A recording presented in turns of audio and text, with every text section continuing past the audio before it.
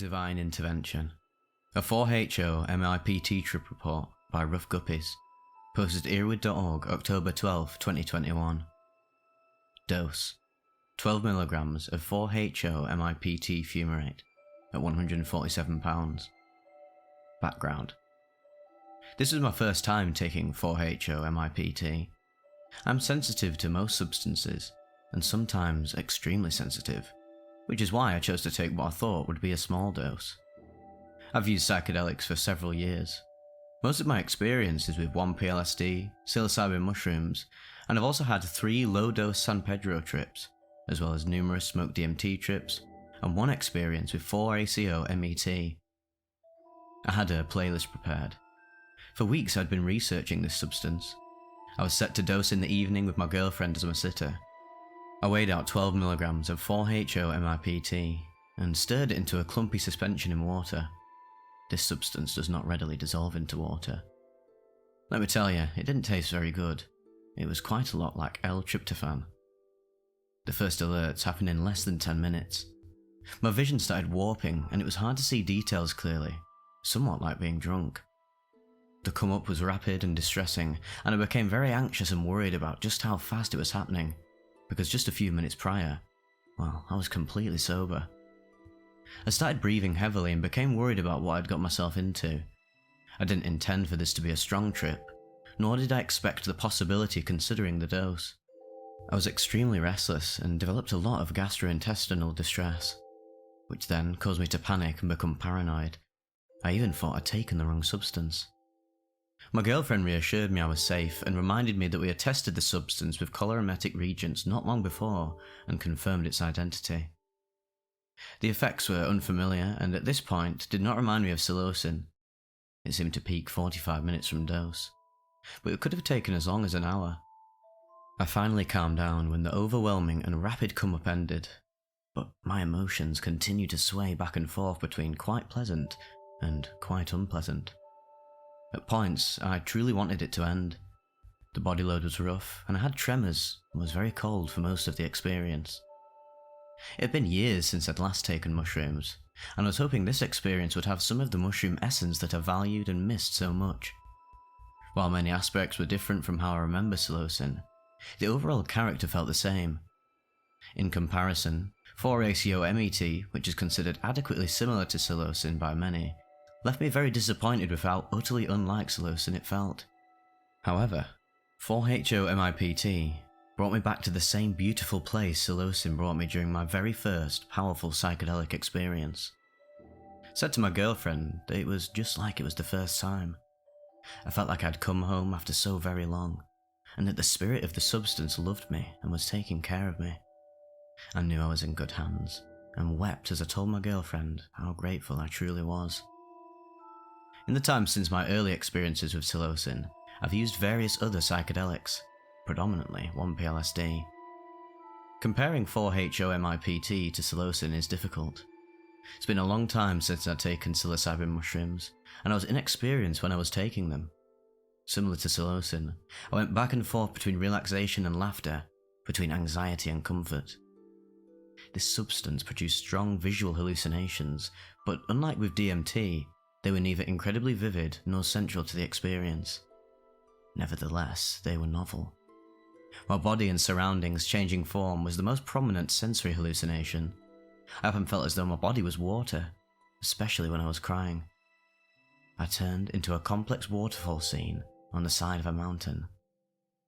Colours on surfaces in the room shifted through the spectrum.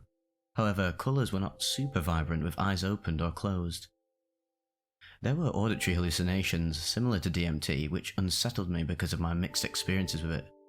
My DMT trip started novel and fun, although not profound, and ultimately became disturbing, grotesque, and even malevolent towards me.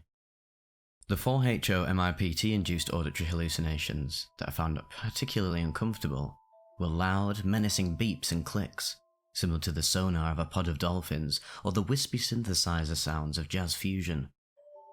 When the music became quiet or between songs, these sounds became very audible. Because of the sonic dissonance, along with the association I drew to DMT, I was not seriously happy about hearing them. I ultimately came to see this as a test of my mindfulness and my ability to fully let go.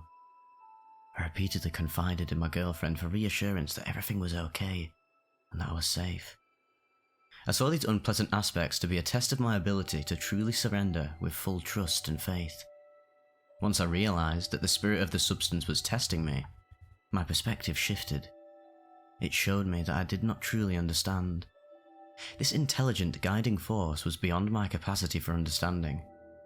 Instead of an experience of total clarity, which I'd felt on other psychedelics, this was a humbling experience that showed me the pointlessness in trying to understand things which were completely beyond me, and instead, I should just have faith. The tribulations of the experience were both a test of my faith and a way for the presence to show itself to me and let me know that I had more to learn and grow from. When I realised this, it was like the spirit revealed itself to me directly. The presence manifested itself and was divine and loving. It proved to me how small I am. I'm not a religious person per se, nor was I raised religious, and I've never and still don't believe in a god or gods, which made this experience unanticipated and stunning. In total awe and wonder, I felt the humbling presence of God. I said to my girlfriend, "I know that I truly do not know. This feels like God." This really was an experience of divine intervention. I've had the experience of a loving presence on psychedelics before, especially with psilocin, and I've encountered entities on DMT, but this experience elicited the strongest feeling of a powerful other.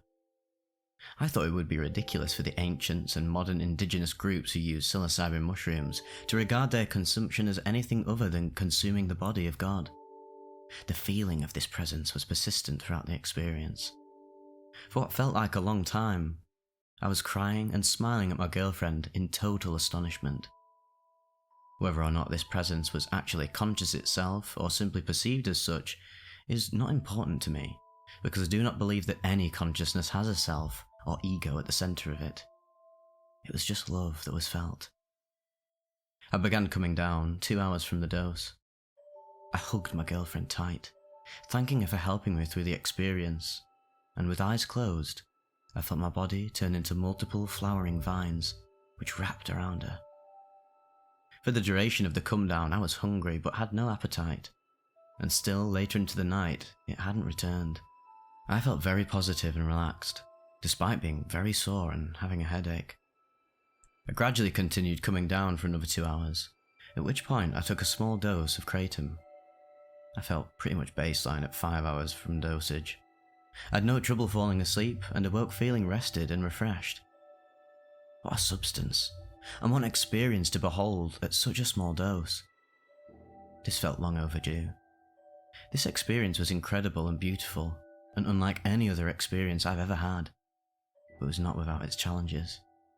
The presence of my girlfriend was reassuring and crucial to my ability to feel safe and give in to the experience as a whole. I have nothing but reverence for this amazing substance. So, this is the first time we've ever covered 4-HO-MIPT, or 4-hydroxy-N-methyl-N-isopropyl-tryptamine. According to Wikipedia, is a synthetic substituted aromatic compound and a lesser-known psychedelic tryptamine. It is thought to be a serotonergic psychedelic, similar to magic mushrooms, LSD and mescaline. Its molecular structure and pharmacological effects somewhat resemble those of the tryptamine psilocin, which is the primary psychoactive chemical in magic mushrooms. 4-HO-MIPT was presumably first synthesized by Alexander Shulgin. Its synthesis is described in his book Tikal, along with reports by people who had ingested the compound. Shulgin's trials and other anecdotal information suggest that 4-HO-MIPT is a synthetic psychedelic, similar in activity to psilocin. It is relatively uncommon, and has only a short history of human usage. So this has a bit of a similarity to 4-ACO-DMT, which I've personally tried. I've not actually tried 4-HO-MIPT. I've actually never heard of it until reading up on Erowid about it today. I love exploring uncommon psychedelics, and I guess you guys do too as well. I just think it's really intriguing how many different psychedelics and hallucinogenic substances there are out there, and just the different unique attributes that just a slightly different compound can have compared to another one within its own class. But yeah, similar to 4-ACO-DMT, a lot of people describe that there is a bit of a similarity to psilocybin, but then other people, probably not as many. I think the general demographic of 4-ACO-DMT users describe it as being very similar to psilocybin or psilocin. But for other people like me, when I've taken 4-ACO-DMT, and imagine maybe this would be similar to me taking 4-HO, MIPT, and these other 4-HO and 4-ACO chemicals. There's even 4-MeO substances, which I guess would have a bit of a similar flavour to 5-MeO. I don't actually know that for sure. If anyone could let us know in the comments, that'd be really interesting. But yeah, 4-ACO, and I assume 4-HO for me, would be very dissimilar to psilocybin and psilocin.